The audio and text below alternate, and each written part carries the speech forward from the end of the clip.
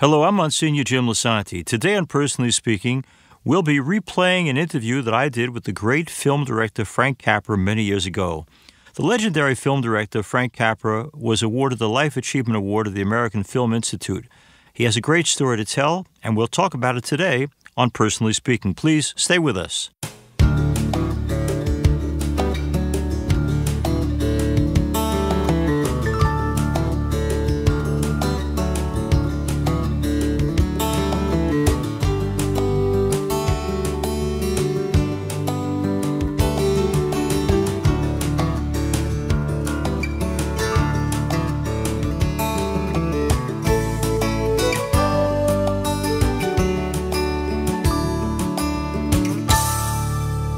Hi, I'm Monsignor Jim Lisante. You're listening to Personally Speaking. I was happy in one of my earliest interviews as an interviewer to interview the film director Frank Capra. You're going to hear that interview today. Frank Capra was an immigrant from Italy. Mr. Capra never lost the common touch. He rose from abject poverty to become one of this country's most beloved filmmakers. He was the screen's foremost champion of the average American. He had an incredible trust in our people.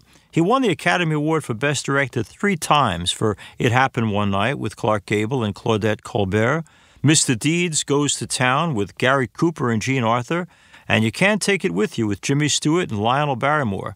Frank Capra also directed other film classics, including Lost Horizon, Mr. Smith Goes to Washington, Meet John Doe, Arsenic and Old Lace, State of the Union, A Hole in the Head, Pocketful of Miracles, and my own personal favorite and the favorite of many Americans around the world, actually, the Christmas favorite, It's a Wonderful Life. Frank Capra was a long-term practicing Catholic. He lived in La Quinta, California, and this interview I conducted with him at his home near Palm Springs. It talks about his lifelong journey of faith. Let's listen now to the interview between me and the incredible film director Frank Capra. Mr. Capra, would you tell me what you remember of growing up Catholic? Well, I was born and baptized in Sicily. Our church and village were up in the mountains. In fact, our church was carved right into the side of a mountain.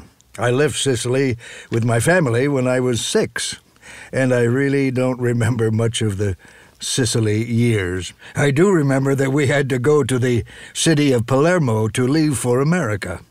It was my first time in a big city, and I remember looking out at the sea. It seemed unbelievably big. It was a spread of water that never seemed to end. Oh, it amazed me. I'll never forget that, but the years before Palermo, they're not so clear. I received my baptism and First Communion in Sicily. Was your family, Frank, involved in the parish church there? Oh, yes. My father had 4 brothers, and they couldn't read or write, but, could they sing. They were our parish church choir, and they were the whole choir. In fact, they liked it that way. They kept others out. They wanted it to be just family. And without any training, they sang in perfect harmony. Bach and all the greats. Frank, do you sing too? Oh, do I sing? Do I sing to you in the morning at night? I love music. The violin can, he can make me cry. Mr. Capra, tell me about the faith of your family. Well, everyone was raised Catholic. My family had a strong faith. My mother, for example, never believed in doctors. But about her God, well, she had no doubts at all. So please tell me more about your mother. Oh, I'd love to. Well, she gave birth to 14 children. Wow. She was a strong-willed woman. She did not believe in doctors. And she did not believe in weak children. No. When a baby was born, the child was placed on a table and left there for 24 hours. If it lived, fine. Then it was strong enough. If not, 7 of her children lived, 7 died. She felt that in a desperately poor family like ours, everyone had to pull their own weight. A weak child would be a great burden on the rest of the family. And that was, well, she felt not fair. I know that today that sounds just awful, but she believed that she was leaving it in God's hands. I was the second from the last child, and none of the others are still living. I'm the last. Did you know, Frank, that your birthday is the same birthday as Pope John Paul II's? Well, then I'm in good company. How old is he anyway? He's 64. Why, he's just a kid. Tell me, Frank, what did being Catholic mean for your family? Well, we are all very definitely raised in a Catholic way. We went to Mass as a family, always. We believed, without question, at least in our early years. We accepted the teachings of the Church. Everyone in our family lived and died in the Catholic Church. The Church was always there for us. I'll give you an example. My oldest brother was the first to come to America. In fact, he ran away to get there. He lost touch with the family, being unable to read or write. Finally, he met someone who told him he should let us know he was alive. That man knew how to write, so he drafted the letter to my family.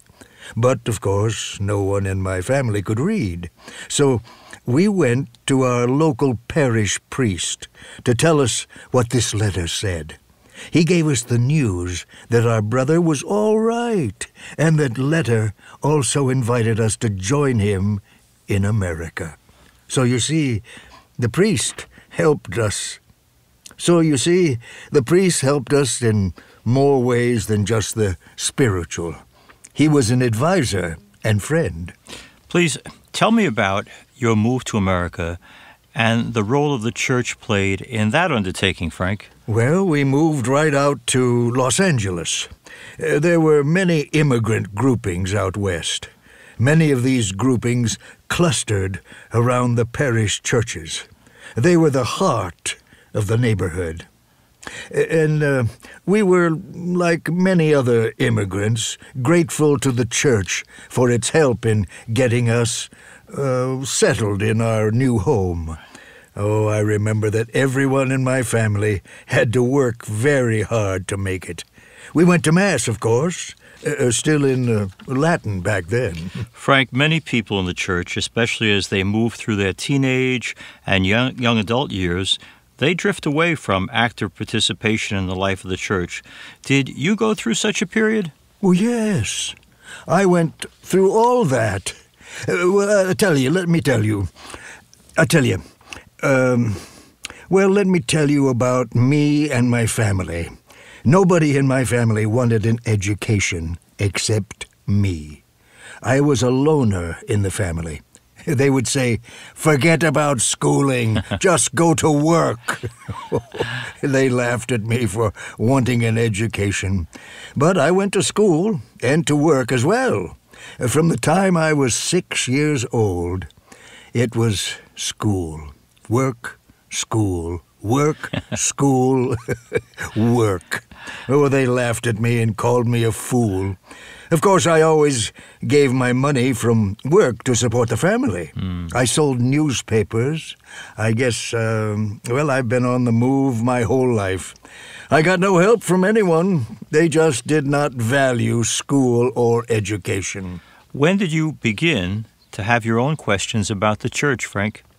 Well, we always had to go to Mass. It was expected. My mother, in fact, went to Mass every day. We also had to go to confession regularly, and that's what got me thinking and questioning. I remember I had a job working at a fancy club in Los Angeles. People in this club were very rich. Chauffeurs, limos, big cigars, the works.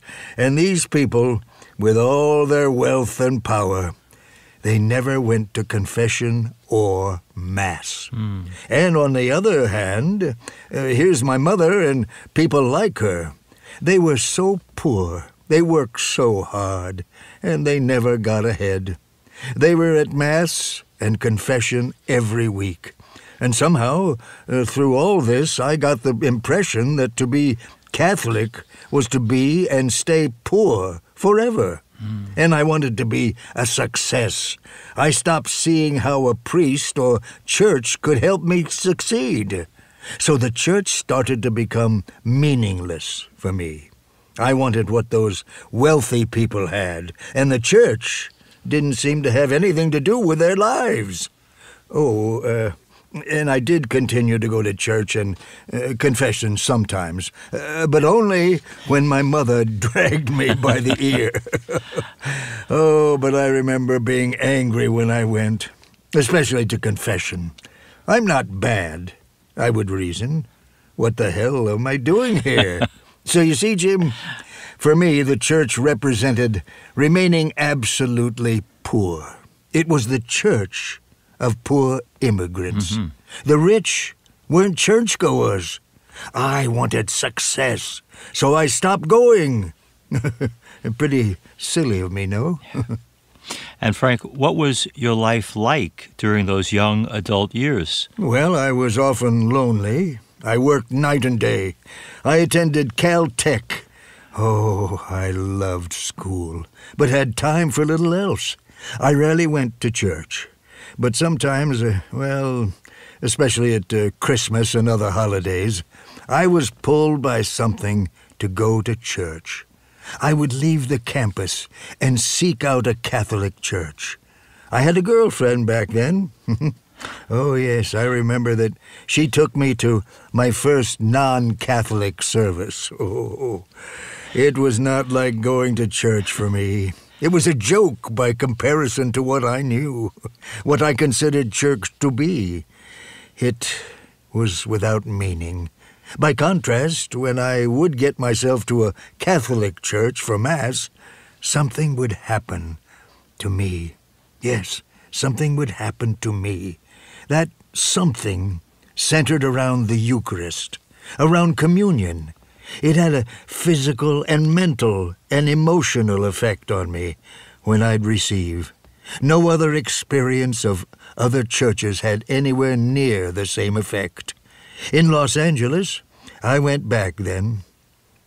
Catholics were a real minority. So there were lots of other churches around to choose from, but no other church was ever right for me. No other experience of faith ever penetrated me like Catholicism. Frank, please explain that experience to us a little further. Well, there was just what I'd call moments of silence. In the Catholic Church, that left me alone to experience God's grace. I've never had that experience anywhere but in our church.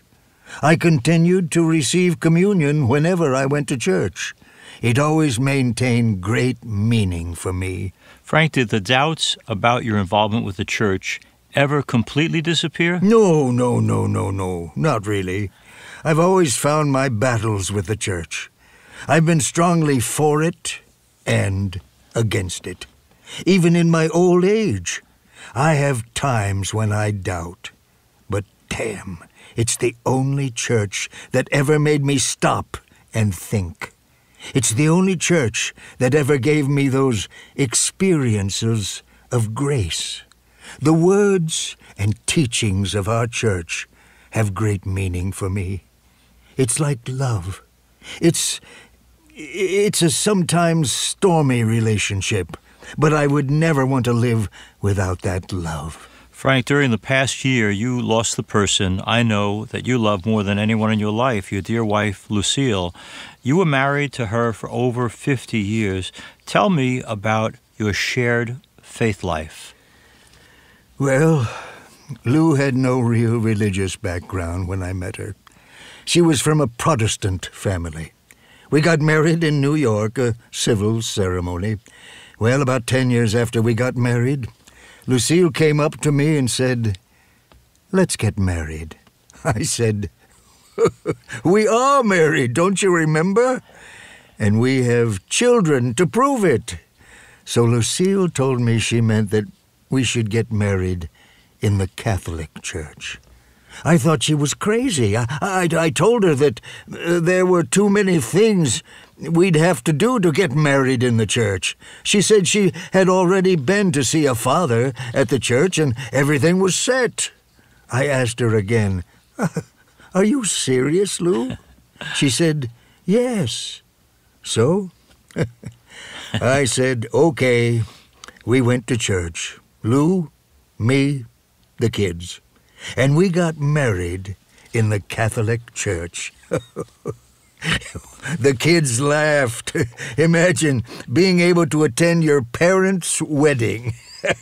Lou and the children became Catholics at that time. Frank, why do you think Lucille did all that? You know, I don't know. Except that maybe she saw it was really important to me. But I never made a fuss about my religion. I never pressured anyone to believe. I went to Mass quietly. At Christmas and during the holidays, I went by myself. Lou really became a Catholic freely. You can't force that on people. She found her own way, so it meant something special for her. It was her choice. Our children are today all devout Catholics, and so are their children. And it all started with Lucille, the non-Catholic. Mr. Capra, you had a young son who died in the late 1930s. Would you describe that experience for me? My son's name was John. He was 3 years old, and we knew, even when he was a baby, that he was unlike the other two. He did not start talking until he was 3, and as he grew, we knew something was wrong. We lived at the time in Malibu, and we could not get John out of the water. He was like a fish, but when he was in the water, he would often hit his head. We had to stop him from doing that and other things that would hurt him. There came a time when we were having a great showing of one of my films. There would be, 1,000 men at this grand presentation of my film. On the same day as the showing, I left our home in Malibu with my wife, our nurse, and John. We were taking John to the doctor so that he would have his tonsils out. The hospital was just 3 miles from the studio screening. I left John and my wife at the elevator at the hospital. My wife said, "Good luck with the picture today." Then they went upstairs, and I went to my car, sailing back to the studio. I was in very high spirits. I saw signs proclaiming another great Frank Capra film at the studio. But at the gate, the guard said, "Wait just a minute, Mr. Capra. They want you back at the hospital." I said to him, I was just there. And he said, "But they need you back." I went back to the hospital, and there was my wife, Lou, who said simply, "He's gone." I saw him there looking completely white and was told that he had a serious tumor in the brain all along. That is why he was so different. We just didn't understand. It was no simple operation that day. He died. I had to go back then to the studio for the celebration of the film. I had to celebrate knowing that I would then go home to bury my son. It was a strange time. Success and tragedy side by side. Frank, you obviously loved John, and he died, seemingly for no reason. How did that affect your faith life, and were you ever angry with God over the death of this 3-year-old son? I never accused God. I just thought how stupid of us not to see how sick John really was. We always knew there was something wrong, but we were too stupid to do something early on. It was the tumor that made him stay in the water so long. It was the tumor that made him hit his head against the rocks.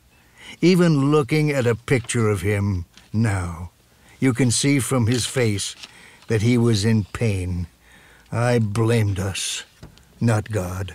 And, Frank, what do you believe happened to John then?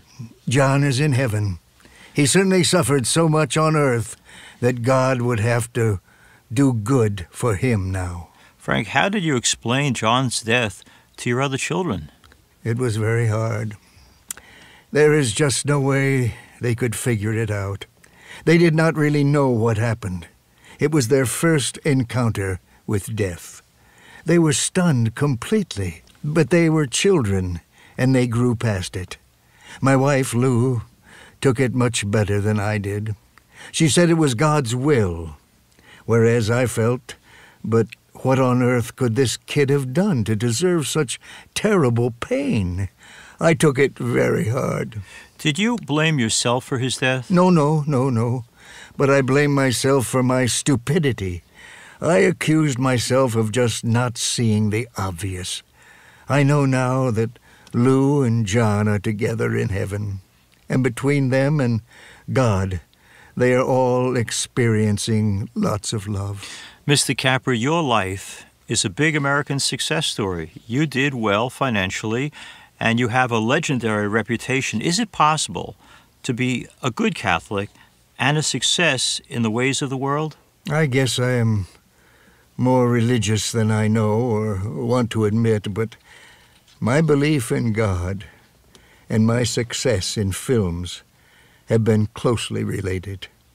You're the only one I've told this to, but God is a part of all I did. Before I filmed every scene, I would say a silent prayer. God, help these actors. Or, God, help me do this scene right.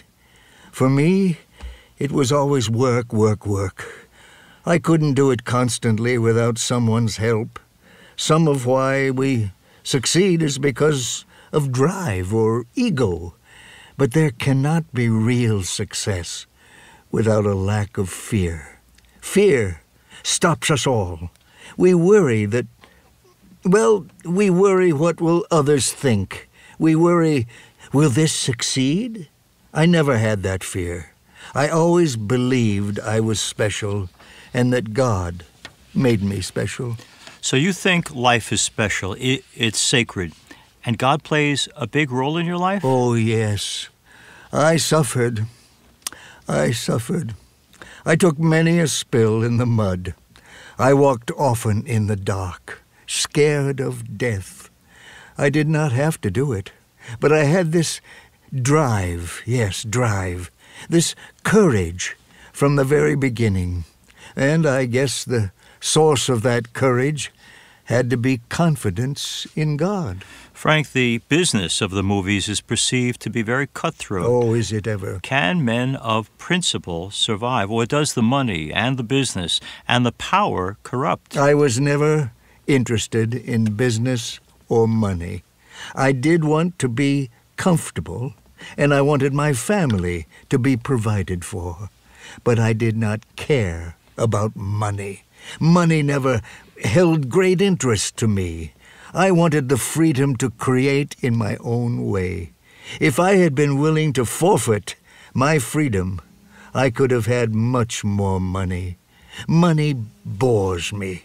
Oh, it could never be at the center of my life. Mr. Capra, you never filmed a particular church in your movies. Is there a reason for this? I could not deal with a particular church. I did not want to ever use or refer to a particular church. I thought that required the setting of one faith over another. I love all people, all religions. I wanted to make stories about the common man. I kept away from greats. I wanted to stay with the common man and make others understand. You know, I filmed the little man. Yes, the man like us all. I liked people as people, and religion can sometimes separate people.